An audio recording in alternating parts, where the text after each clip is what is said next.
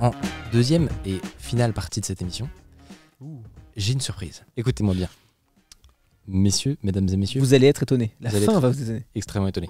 Harry, le chat, depuis le début de cette émission, il y a une régie automatique. Quoi? Tintin. C'est fou! C'est-à-dire que tous les changements de caméra, depuis le début de l'émission, ont été effectués par un robot, Stylé. un bot. Incroyable! Et c'est génial parce que c'était le thème de l'émission, c'était les bots, et c'est pile l'émission, quelle coïncidence, où on lance le bot autorégie. Tu me permets de faire un test? Ben, je t'en prie, vas-y. Prise de parole, prise de... Ça cut ou pas?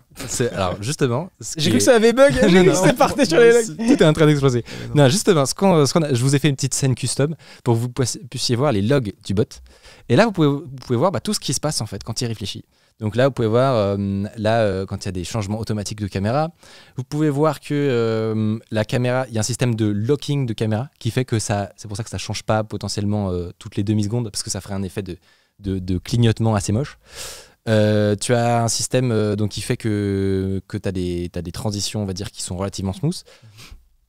Ah, je vois que c'est bien reçu sur le chat. Merci Ça les fait gens. tellement Ça fait longtemps que je plaisir. t'ai vu travailler sur ce truc, mec. Mais alors, tu sais, en fait, oui et non. Parce Ah non, que non, tu m'as je vu. vais encore me foutre de ta gueule, fais gaffe avec l'explication. Parce que ça fait quoi? Ça fait un mois qu'il me dit non mais mec c'est rien, c'est 10 lignes, mec c'est 10 lignes, mec c'est rien, Non, c'est mais 10 lignes. Et Écoute-moi ça fait bien. quand même un mois que tu bosses dessus. C'est faux, c'est parfaitement faux. Non, non, vraiment, premier degré. Ok. Parce qu'en fait, ce qui s'est passé, c'est que tu m'as vu travailler dessus il y a un mois, et ensuite j'ai fait d'autres choses. Oui, oui, ça. Et je l'ai repris aujourd'hui à 10h, ok? Donc maintenant, arrête de te foutre de moi. Mais j'aime bien. Non, très sérieusement. Du coup, voilà, c'est vraiment super bien fait, trop bien. Du coup, il y a tout un job qui n'est plus fait derrière. Bah alors justement, Qui a perdu son emploi? personne n'a La perdu question. son emploi. Restons calmes. Non, mais déjà, ça me fait trop plaisir que Tu peux vous expliquer kiffiez. la Non, logique, la logique peut-être qu'on voit je- dans les trucs je vais max venir. time on this shot et tout. Je vais, ouais, je vais y venir. Mais ça me fait très plaisir, en tout cas, de voir que ça vous plaît. Trop bien. Donc, en gros, oui, comme tu disais, personne n'a perdu son travail. C'est juste qu'avant, il y avait une personne à la régie qui faisait tout, Ouais. à savoir changer les plans de caméra, faire des recherches sur Google quand on est en train de parler de quelque chose pour illustrer ce dont on est en train de parler. Ce qui Oh, fait que putain. parfois, en fait, quand tu vas rechercher une ressource, et du coup, il n'y a plus de changement de caméra, ça fonctionne pas. Le cerveau humain ne peut pas faire 10 000 trucs à la fois. Donc là, il y a toute la partie réalisation qui n'est plus à faire. Mais il y a toujours la partie changement de scène, tu vois. Donc là, Oui, on c'est est- un auto-switcher ce que t'as fait en fait. mais juste sur la caméra. C'est un C'est-à-dire que- commuteur quoi. Exactement, sur la caméra et Mm. sur les scènes, etc. Il y a toujours la réalisation, bien entendu. Si vous voulez un peu plus d'infos sur le fonctionnement, t'as un truc qui fait que, en gros, ça change pas de plan toutes les secondes. Mm. T'as un truc qui fait que les plans varient aussi. C'est-à-dire que là, si je continue à parler continuellement, il y a un moment, normalement, où ça va changer. Si ça fonctionne pas, j'ai l'air un petit peu con. Mais là, normalement, c'est toujours moi qui parle. Et pourtant, on devrait arriver potentiellement. Voilà. Max time on this shot. Et là, il y a écrit en bas, comme tu disais, Ah ouais, le d'accord. temps est maximum autorisé Sinon pour un ça plan. passerait une s'écouler. minute sur le même plan, ce serait chiant quoi. Et voilà, sinon tu pourras avoir effectivement des trucs pas suffisamment Attends, je vais variés. juste reprendre la caméra un instant. Ouais. C'est juste voilà, j'avais juste envie de voilà, c'est tout, terminé. Merci. Non, mais Je vais voilà, être super chiant maintenant que j'ai ce jouet. Hein. C'était. Non, non, mais j'aurais pas dû le dire en fait. Mais je sais pas, faudra pas que je le dise aux prochains invités, sinon ils vont essayer de hacker. Parce qu'effectivement, quand t'es là, techniquement, tu peux faire des Tu peux voler la caméra. des hacks, ouais, tu peux voler la caméra. Mais non, il y a des systèmes qui font que quand on a juste des petits mots, tu sais, genre on dit OK, intéressant. Ouais. Normalement, tu vois, Ok. tout est Intéressant. tout est smooth. C'est une tolérance. Exactement. Et aussi, il y a un système de configuration qui fait que, je sais pas si tu peux le montrer, Nico, mais en gros, il y a pas mal de choses qui sont paramétrables. Mon graphiste voulait que je fasse une interface graphique, oula.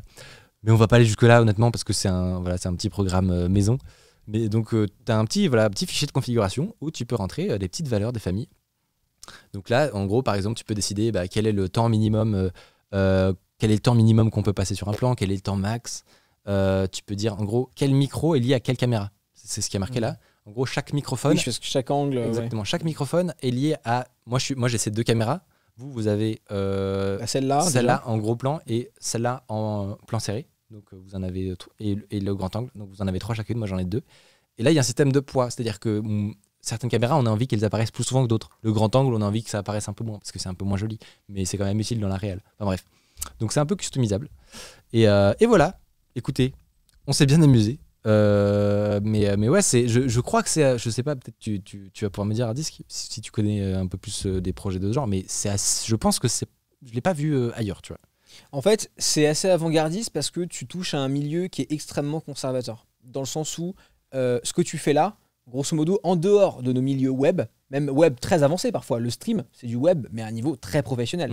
Mais ça reste des milieux qui sont très conservateurs dans le sens où il y a un besoin de prod qui est critique. C'est-à-dire que s'il y a une erreur en pleine prod, ça fait comme TF1 la semaine dernière, et ils te disent mesdames et messieurs, bonjour, pas de JT aujourd'hui parce que Windows reboot. Tu vois, enfin, genre, voilà. Donc en fait, personne. Voilà, bon, en fait, il y a des innovations. Personne peut se permettre mais de les faire innovations arrivent lentement et après être bien testées, et elles sont vendues par des entreprises qui ont des contrats de support béton. Enfin, c'est très grave s'il y a un bug en fait, tu vois. Donc, le problème, voilà. c'est que là, c'est le live aussi. Tous les lives d'avant se sont passés quand même extrêmement bien. C'est le live où il y a eu un gros crash au début. Et donc les gens, j'ai peur qu'on assimile ça à autorégie. Le crash n'était pas dû à ça. Non, ça n'a aucun rapport, c'était des problèmes de son, etc. Autorégie est très fonctionnelle. Combien de temps ça t'a pris de faire ça?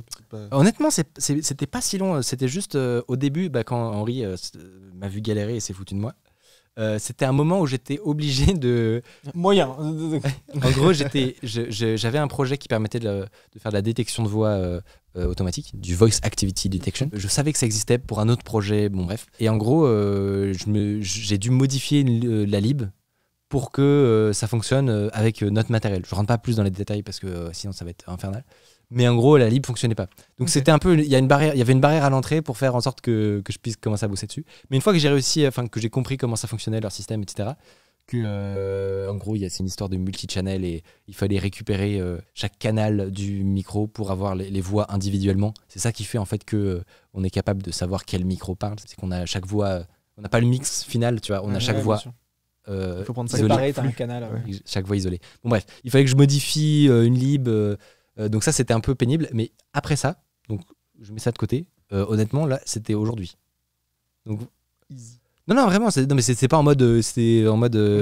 C'est méga fort. En C'est fait, que. une fois que les obstacles sont levés. Voilà, c'est ça. C'est que après, la logique derrière, elle est pas non plus. Vous avez vu, c'est pas. Tu vois, le fichier de configuration, c'est assez simple. Je me souviens que, je sais pas si tu as des anecdotes à me raconter sur ce projet, mais moi, je me souviens d'une soirée très tard que tu as passée ici. Et quand je t'ai demandé, c'était parce que tu galérais avec le kernel Windows, sa gestion du son, qui était apparemment un enfer sur Terre. Oui, c'était.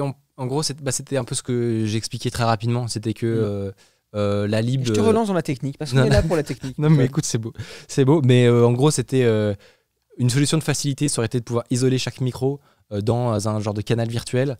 Donc de transformer du multicanal en plusieurs single canal. Voilà. Mais ça, c'était impossible. Le son de Windows, c'est très connu de tous les gens qui font du son, est littéralement un enfer. Et donc, c'était impossible de faire ça. Donc, d'où le fait que j'ai dû un moment. C'est pas par plaisir que je modifie des libs. Là, en plus, il fallait changer 3 lignes. Mais c'est vraiment pas un plaisir quand même. Mais en vrai, ça, c'est pour. Je rebondis là-dessus. Seulement parce que j'étais obligé de chez obligé. Est-ce que Windows les gens qui bossent sur l'OS vont réécrire la façon dont Windows gère le son? Parce que ça fait quand même peut-être 20 ans. On se plaint tous de la gestion du son de Windows, que ce soit même les non-devs, même les streamers qui sont obligés d'installer des trucs, machin, enfin des trucs virtuels, machin. Le son dans Windows, c'est particulier quand même. Hein. C'est vrai. Depuis longtemps. Ça vient de là nos problèmes. Je veux pas détailler les problèmes qu'on a eu, mais voilà.